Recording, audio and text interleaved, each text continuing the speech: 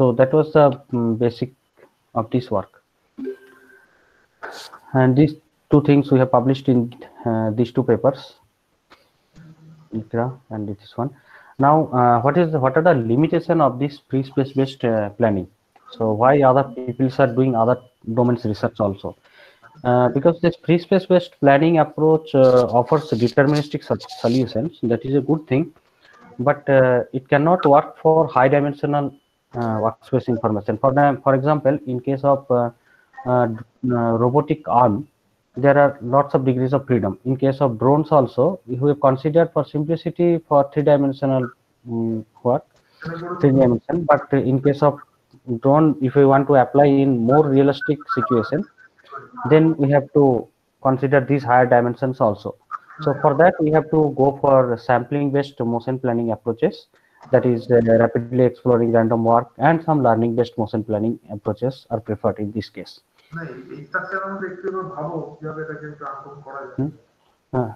Now consider the sampling based planning. For sampling based planning, let us consider the rapidly exploring random tree.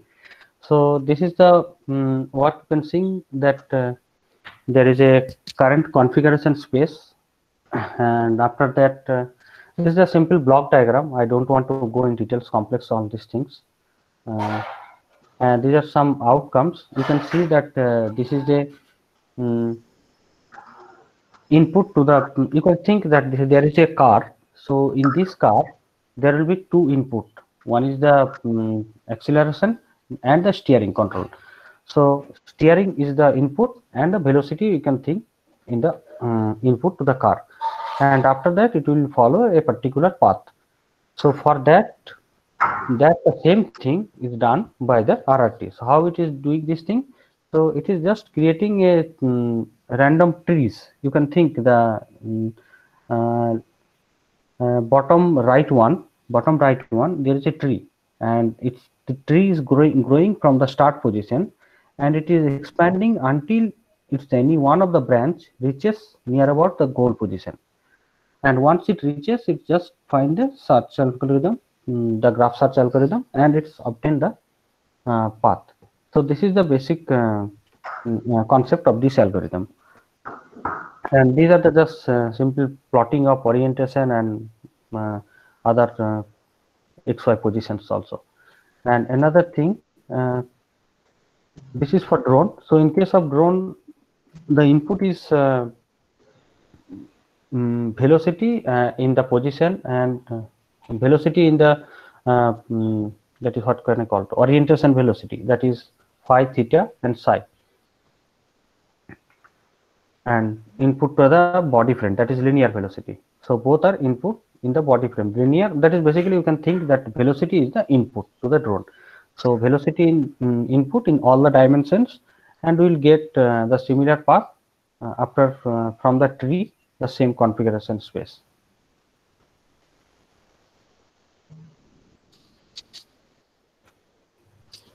Next, learning based planning.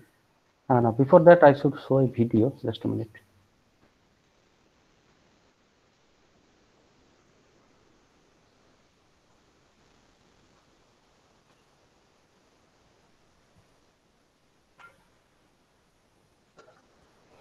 So this one is the RRT based planning. Basically, in this video, both RRT and reinforcement learning, both things are happening. So you can see that there are the star one you can think as the start position, and the circular one is the goal position for 4 robots. So they are just creating different paths for each of them and plan accordingly.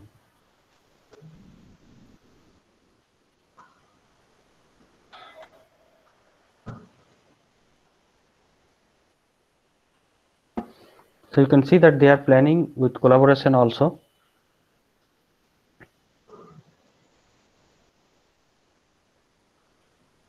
At that, when you can see that there are so many paths generated, that point of time they are learning using reinforcement learning, and in the later point of time they are just following RRT algorithm, that sampling based planning algorithm. So this is one of the ongoing work.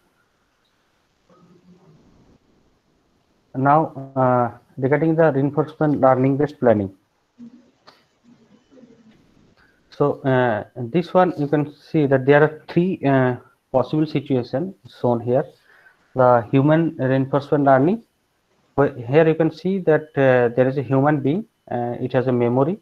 The memory can be erased or can be override. So the human is acting on the environment, and it is receiving some penalty. So based on the penalty and reward, it's reinforcing its memory.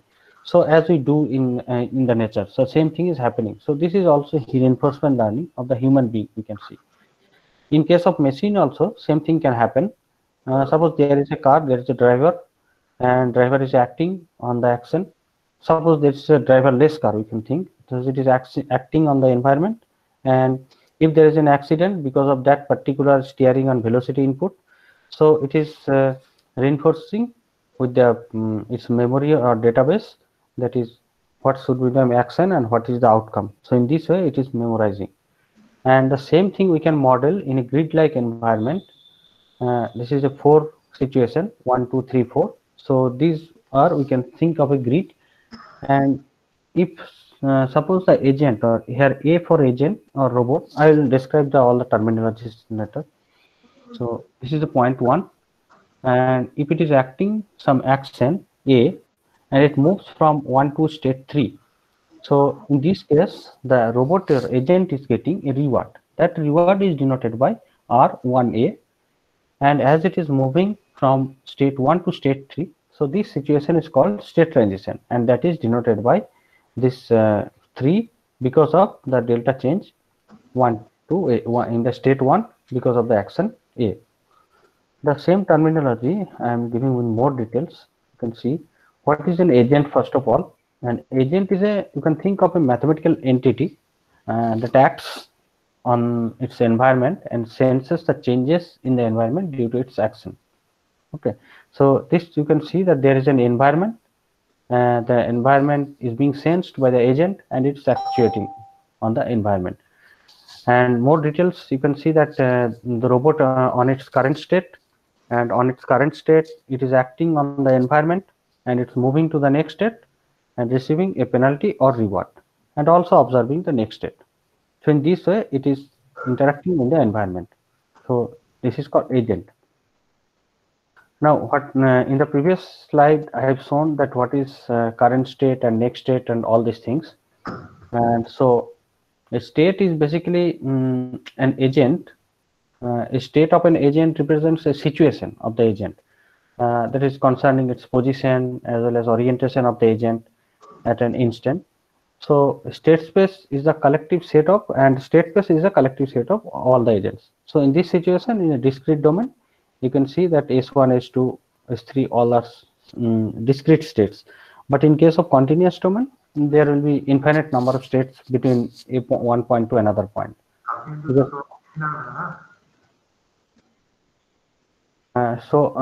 This is the nomenclature. Another thing, this is state transition, as I have said earlier in the first slide of this reinforcement learning. So this is the more details about this one. So state transition is a function of a state due to its action, mapping from state S to A. State transition function at state S. Suppose S means it is at 1, and this is one of the state due to action A, and it is a mapping information from state action to next state. And this is also denoted by, this is the basic equation for state transition. And here we have assumed 4 possible actions, left, forward, right, and back. So this is the common basic terminologies in case of to understand reinforcement learning. And this is again, there are 2 possible state transitions. One is called deterministic state transition, and another one is called stochastic state transition. So the deterministic state transition, you can see that there is only from a state, it's taking only one action, and it is observing or receiving or sensing anything, we can say. a reward that is R of SA, and it's moving to the next state that is S dash. So in this case, you can see that this is a deterministic situation. Why? Because probability of moving to the next state is always 1. But in suppose there is a slippery floor. So when we walk in a slippery floor, what will happen? We step, but even most of the time we also don't know that what will happen after my stepping. It may slip forward, it may slip backward, or we may slip in the sideway also. So because there are same action, but because of that action, there is a possibility of reaching in a different state. So this time of situation is called stochastic state transition.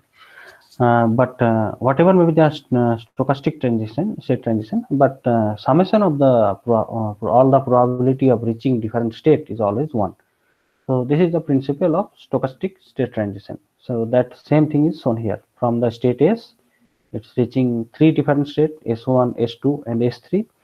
And because of reaching 3 different states, it is gaining the same experience, that is reward, or S1 for that one, and for each one there is a probability, that is S reaching at S1 because of SA, reaching of S2, probability of state transition at S2 because of SA, and for S3 because of SA. But the summation of all these 3 is 1, the same thing. And now what is the update rule? So update rule for reinforcement learning is there are 2 update rule I am considering here. One is the deterministic update rule, and another is the stochastic update rule.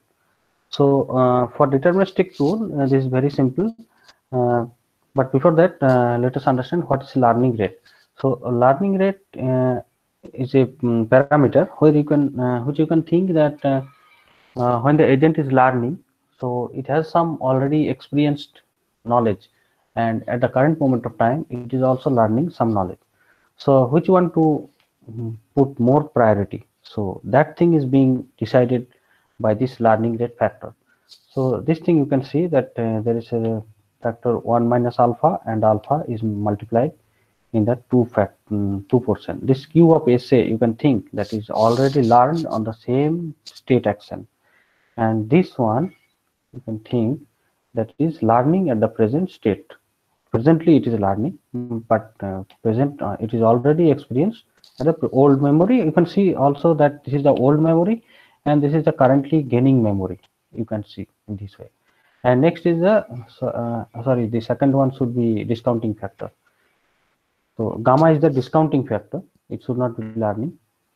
Gamma is the discounting factor. So discounting factor is also a factor that whatever you are gaining in the next state, expecting in the next, right, how much you believe that my next state's reward is how much reliable. That thing is, these are all user choice. And the range should be like the generally discounting factor gamma is set as 0.9, 0.8 in this way, and learning rate generally is set very low value, 0.1, 0.2 like that.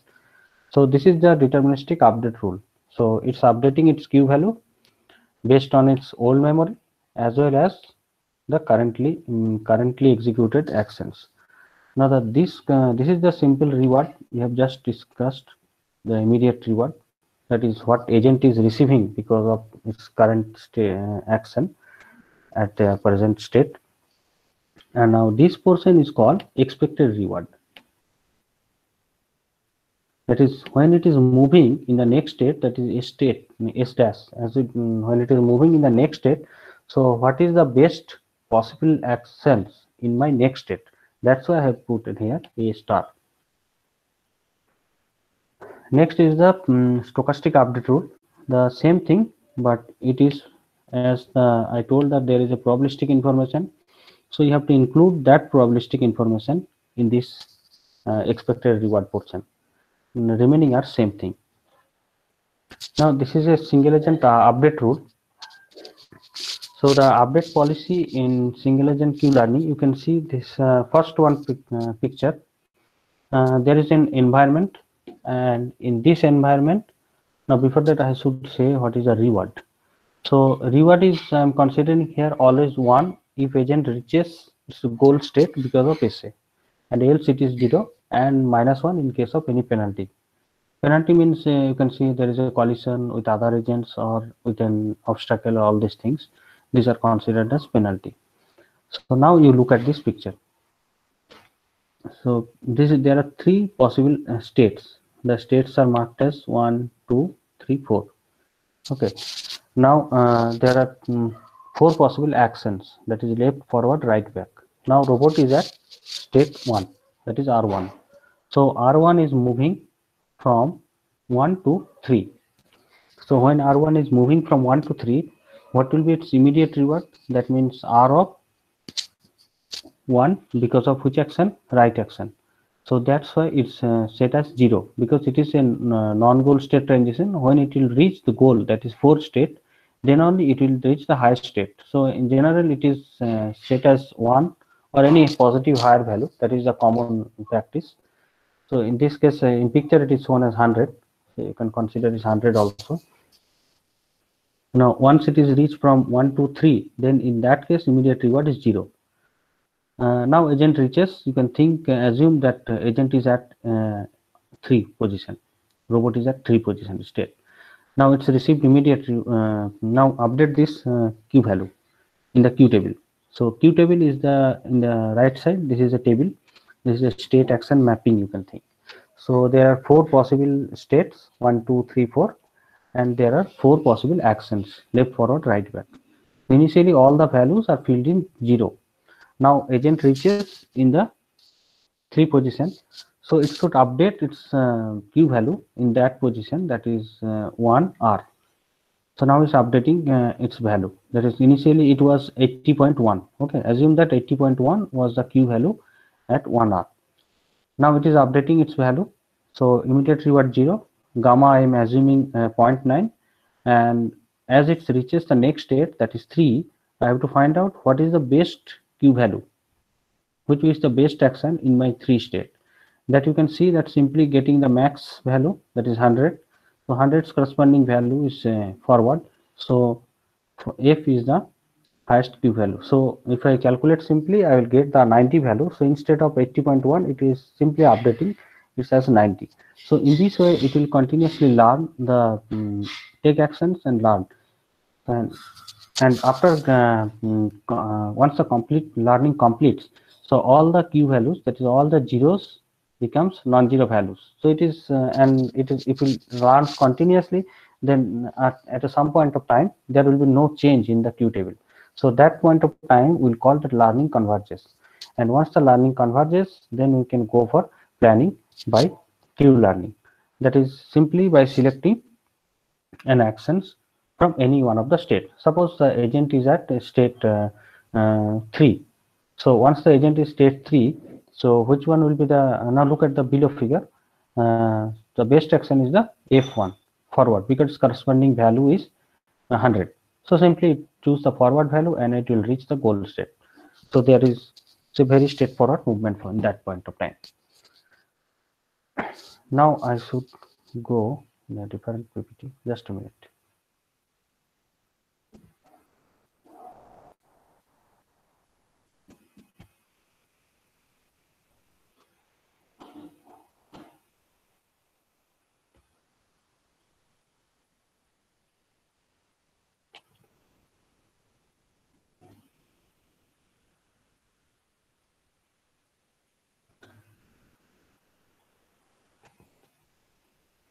Now when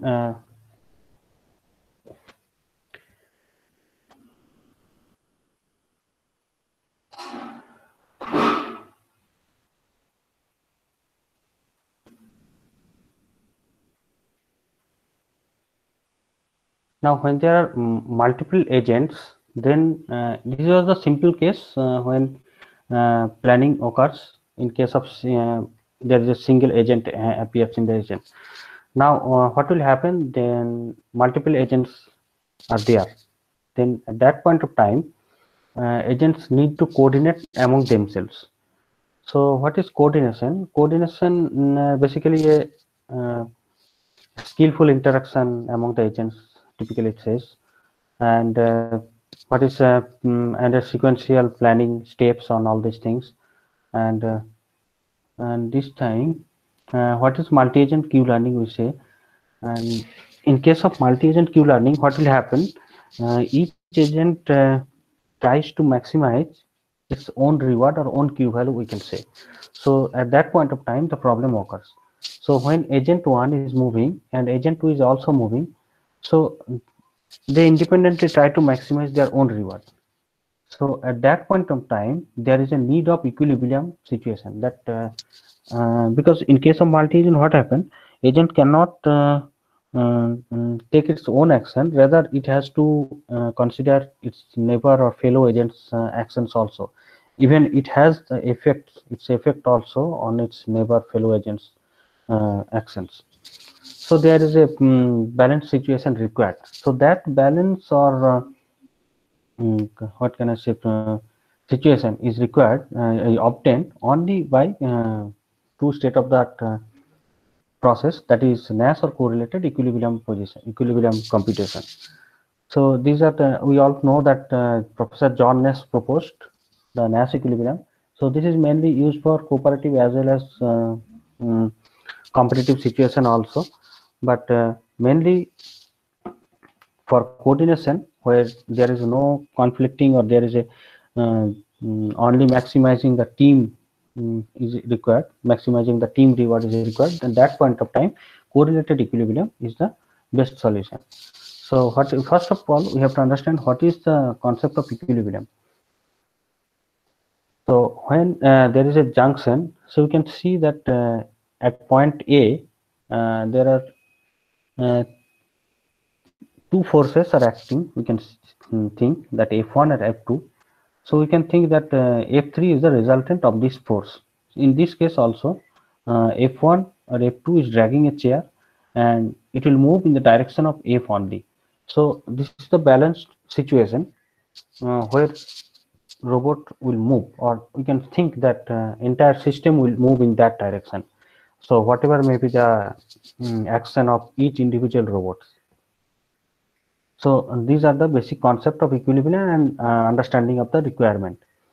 So now this is the Nash equilibrium. In this situation, instead of going more details in the initial stage, let us see that in the topmost cell, in the topmost matrix, we can say like that, that there are the 2021 is the most beneficial. Why?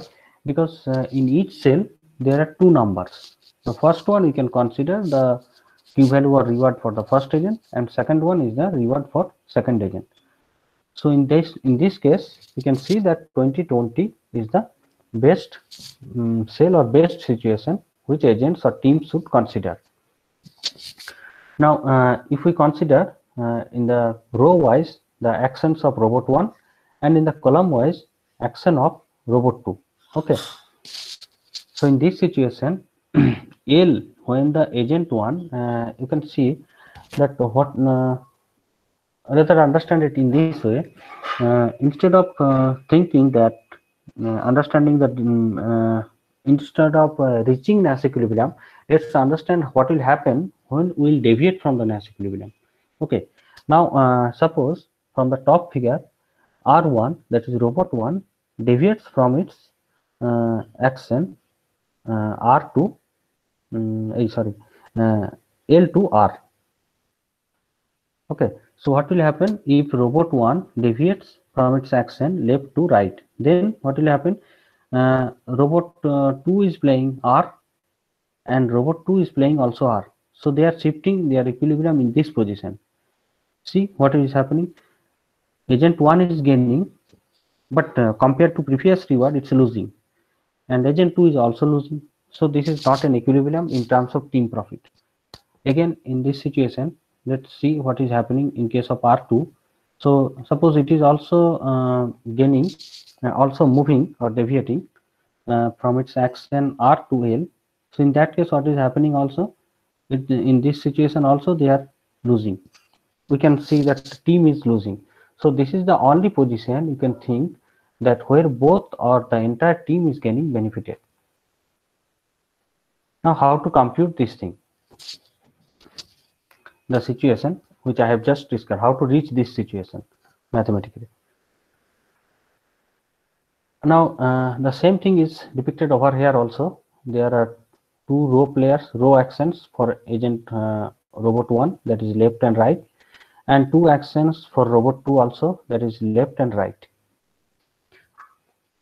Now in the below of this top left figure is written that fix A2, that is action of robot 2, as L. So robot 2's action is fixed as L. An arrow is indicated here. So L is I am fixing, and just giving an opportunity to robot 1. What is happening? You can think in this way, that there are two players, two persons. So two persons are having two choices, each of them. So what is going on the mind of that person? You can think that robot 2's mind is thinking that if I play L or left, then there is a possibility of playing left or right by robot 1. So which one it will choose? So obviously it will gain more for right option when robot 2 is playing. So it will choose obviously the right option. Similar thing will happen for robot 2 also. When it will play right, so it will obviously select left option. And similarly this thing will also happen for robot 2 also. When robot 1 will play left, so it will also think in the same way which one to play, that left or right, for which it will gain more, it will choose, that is the right option. Similarly here also, so it will choose 1. So above all, we'll get two such situations, that is this 20-20 and the 1-1 situation, which is commonly preferred by both the agents. So there are basically two types of equilibrium, that is coordination equilibrium, and another was the adversarial equilibrium. So as already explained in this slide, that coordination equilibrium is always beneficial for the team when they are cooperative in nature. But when they are not cooperative, either competitive, in that situation, these adversarial equilibriums are required, generally used. So you can check in this situation also, in the right side figure, that when agent 1 or robot 1 tries to shift its action from right to left, then what will happen? Then agent 1 itself losing, rather agent 2 is gaining. Similar thing will happen for agent 2 also. When it will shift from left to right, so it will gain, it will lose, and rather agent 2 will lose, that is this one. So this is an example of adversarial equilibrium. Now we can see a simple mathematical example of this one. So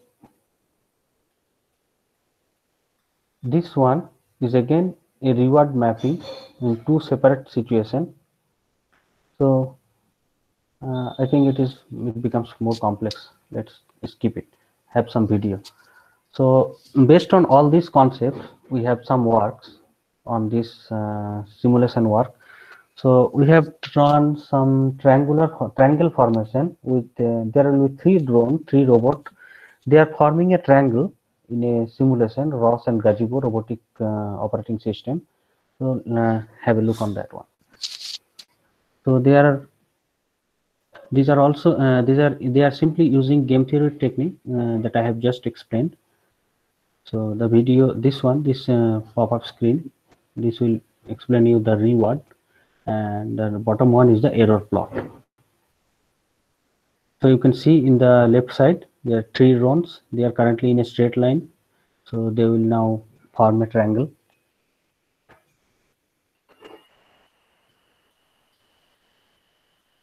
So they are moving, as they are moving closer, you can see that their reward is increasing and error is getting reduced. So the best case of reward is 0, and best case of error is 0, and best case of reward is here 1. So when the reward will be 1, that means they reached their, they converged, we can say. So they are moving and coming close.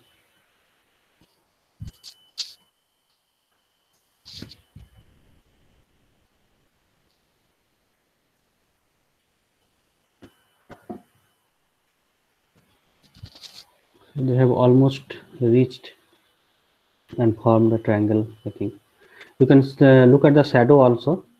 It's forming triangle exactly.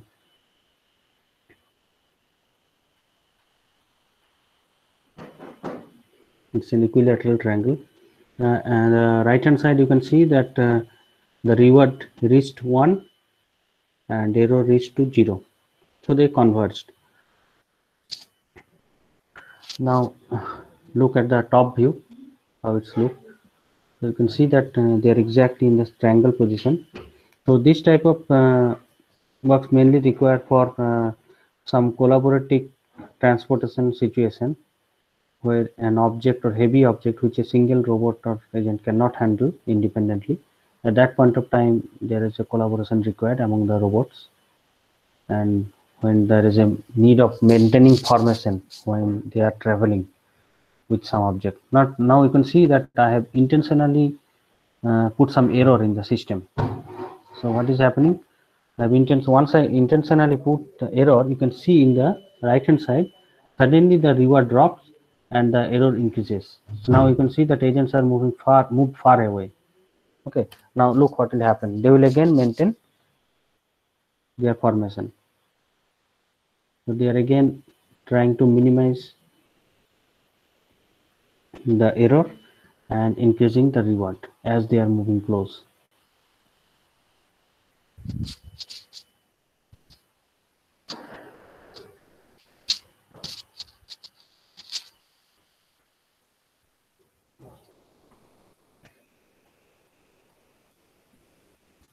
Yes, they are again moved. Now again they are forming triangular situation.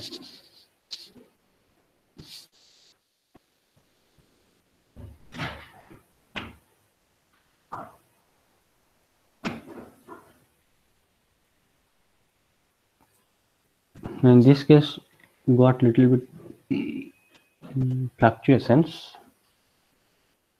but it attained the reward of 1. Now they are stable, I think.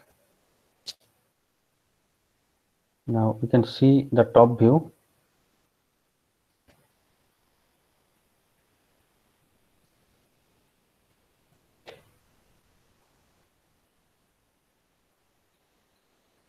So it is again forming triangle. It's exactly formed triangle, and yeah. So this is the video. So the technique of game theory, the whatever the techniques of mass equilibrium and correlated equilibrium I've told. So the same techniques are used over here, and they are forming triangle in real time. Next, there is a square formation you can see. So there are 1, 2, 3, 4, 5 zones. They will now form a triangle, and it will follow the top one. Now it will move, and the remaining agents just following the top one, maintaining the formation of the rectangle.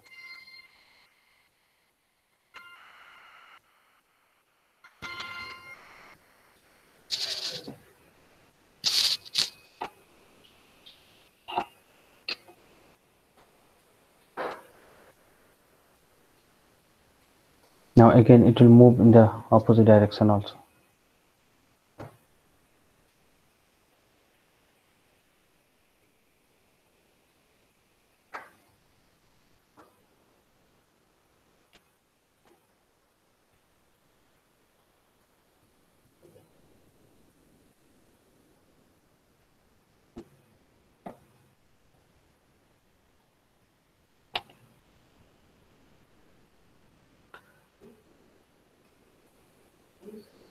Now this is another formation work based on the same same technology rather. This same thing.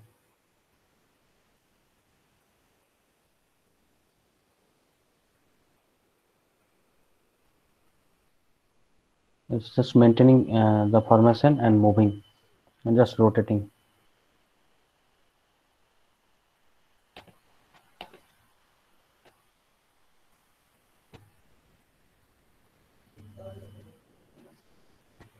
In this case, agents just moving up one by one, and they will move and again come down, and that will land.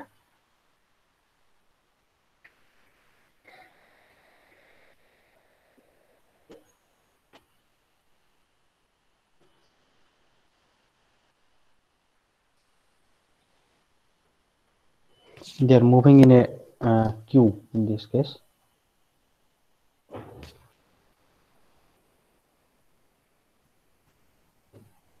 Again, they are maintaining a queue and move to the position from where they have started.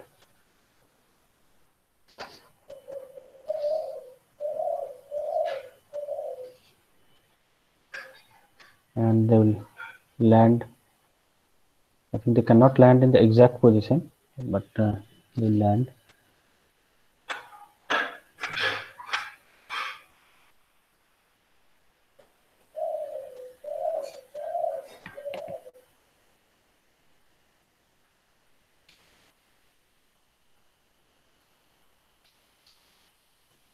This is a single one, and this one.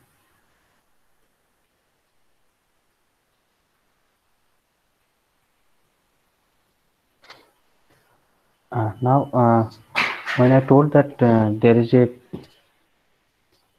when agent plan, at that point of time, what will happen? That agents must have the information of its localization. That means where the agent currently is. So that information the robot should have.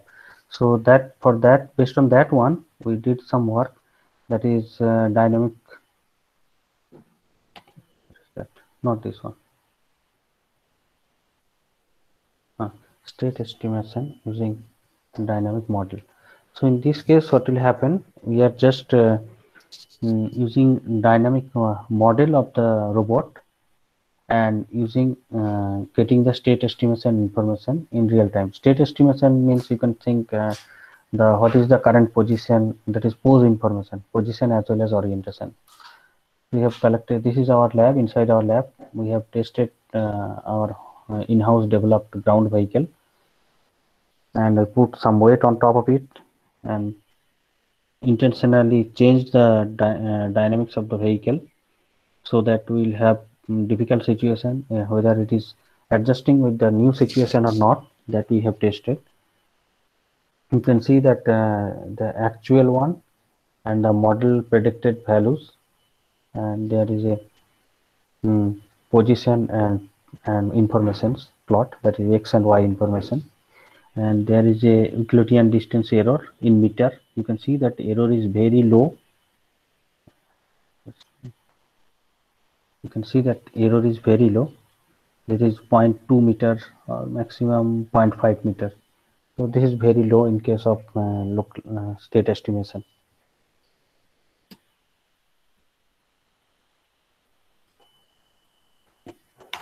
Now we experiment 2, what will happen? We have intentionally put some lift, that is the gym lift. You can see the gym weight, what is that weight box on top of it, and tested again after putting 1 kg weight inside the vehicle.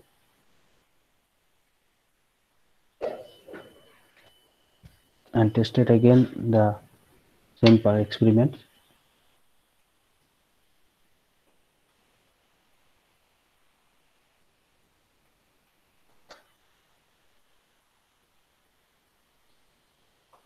And here also you can see that there is a little bit more error compared to this one, that is approx 1.5 meter. Because of this weight, there is a drift, but it's gradually it is decreasing. You can see the error is decreasing after 40 seconds, maybe after 50 seconds, but it is decreasing gradually. So it is adjusting or adapting, we can see, with the change in frame, but still we have sometimes spikes.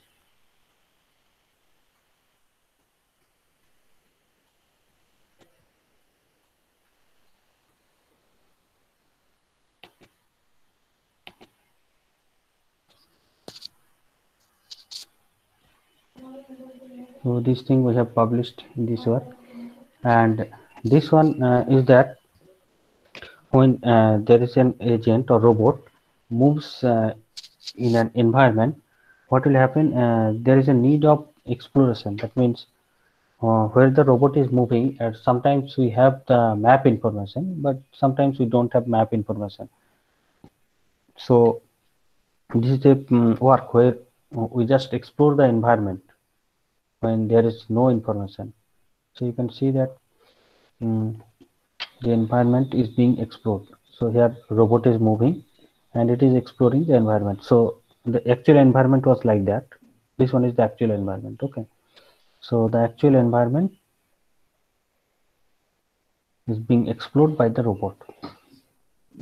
This is a gazebo environment in ROS, robotic operating system, in simulation, and these are open source also. So anyone can do this thing. Let me test.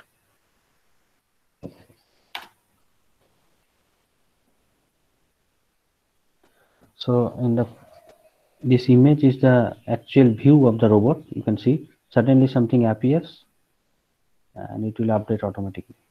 That means it is exploring the environment, and it is creating some map based on the algorithm, that is Octomap. This is the famous algorithm.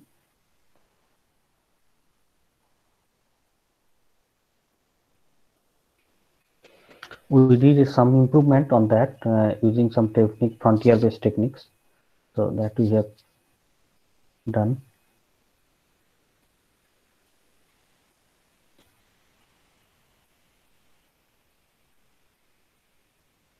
So whatever it's seeing on its scene, on its field of view, it's updating on the map as an Octomap. So Octomap, you can think of it's a collection of voxels. There are small voxels, yes, cube shapes. So more you make the cube dimension fine, the map becomes fine, but on the other hand, you have to compromise with the time complexity and vice versa. So these are the things. Another thing is that map building. This is the entire map building. Yeah, but this is too much. I mean length. Video length is very high. So I'm just explaining this thing. So here you can see in the left hand side there is a robot. The drone is moving. Okay, in this environment. So here drone will explore the entire environment. So when it will move, you can see in the left hand side, right hand side, it is just moving. There is a frame only moving instead of robot. The frame is indicating the robot, the RGB frame, I think. Now I'm little bit moving forward. You can see that once it's saw there is a wall, it's updated in the environment.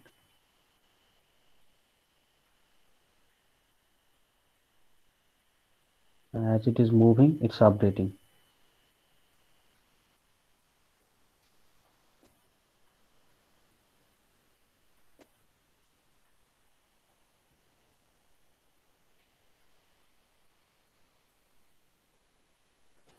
So this is a very big video. I'm forwarding little bit because exploration of any environment is a as I told that if you minimize the voxel length, that is the resolution of the map, if you want to very fine environment or fine map, then you have to compromise with the time.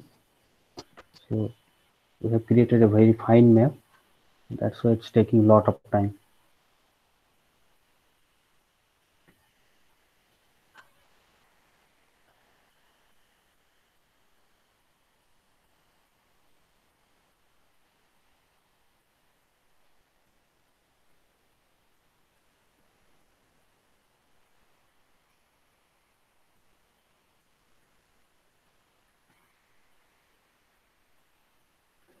Now, just I'm showing the final map, how it's look like.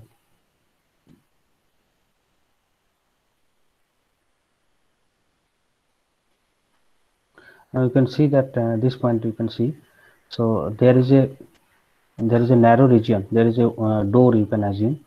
So robot is also identifying that which one is not explored. So there is a small gap, but still it's not leaving this region, but because it can understand that there may be a possibly huge region inside this small narrow gap. So it is exploring that region also. You can see in the right side. So there is a red bar like situation is moving. So that one is just in giving information that whether there is a possibility of getting much information or not. That based on that it is moving and exploring.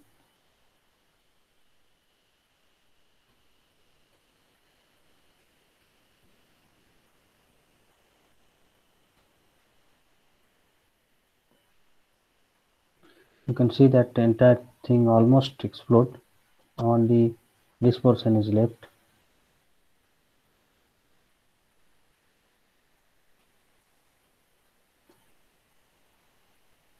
Now, for exploring such region which is left or whether it is completed, we use some techniques.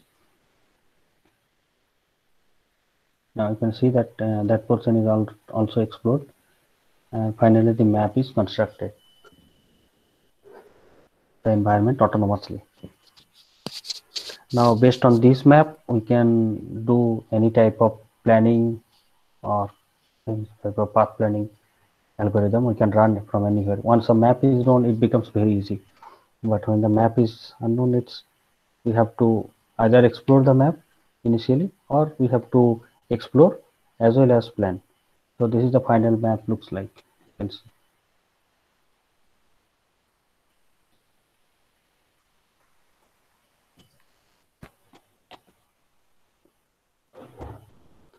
These things are just color information or indicating the terrain information, whether there is a gap or not. That.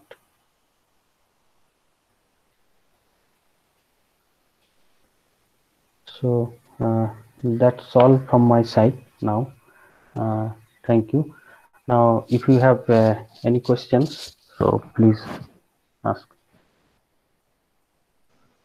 So thank you, Dr. Arup Kumar Sadhu, for Thank you. your speech. So now I will ask participants to raise any questions, uh, if you have any.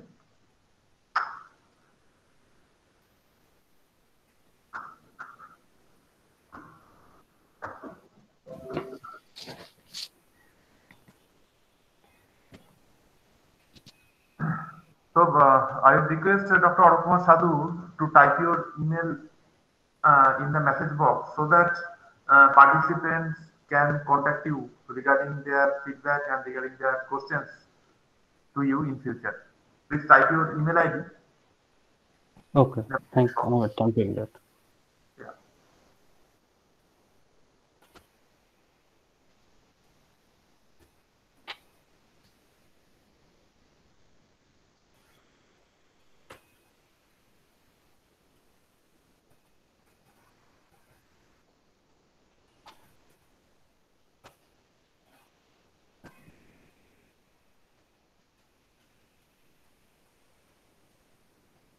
Dr. Arup Kumar Sadhu, kindly leave your email ID in the message box. It's given. It's given, sir. No, actually, it is only written. Yeah. So dear participants, you can see that arup.kajal@gmail.com is the email ID of Dr. Arup Kumar Sadhu. So for further queries or any feedback related issues, you can directly contact with him through the mail ID.